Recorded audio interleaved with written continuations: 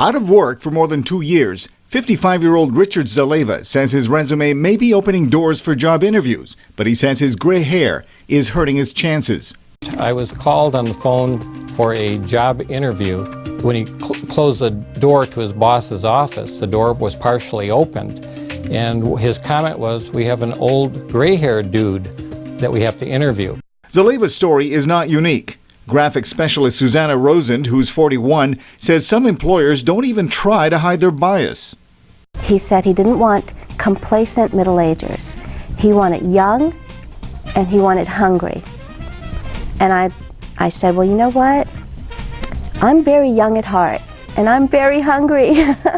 With the downturn in the U.S. economy, a Labor Department report shows it's taking older workers about 6 weeks longer to land jobs than their younger counterparts.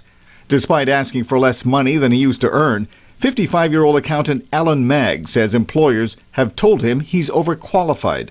If you were out to buy a Chevrolet and somebody offered you a Cadillac for the same price, wouldn't you go for the Cadillac?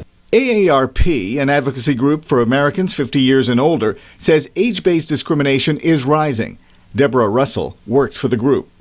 They may be looking for a job that may pay less than what they have previously been paid, but that doesn't mean that employers should exclude older workers from employment opportunities. Richard Zaleva says he has to work harder just to get noticed. It does give me a little bit of discouragement, but I never feel defeat. I always want to work harder and try a little harder in selling myself. The Labor Department says the unemployment rate for workers age 45 and older hit 6.4% in March. That's the highest since 1948, when the government started tracking employment trends. Arcega, VOA News.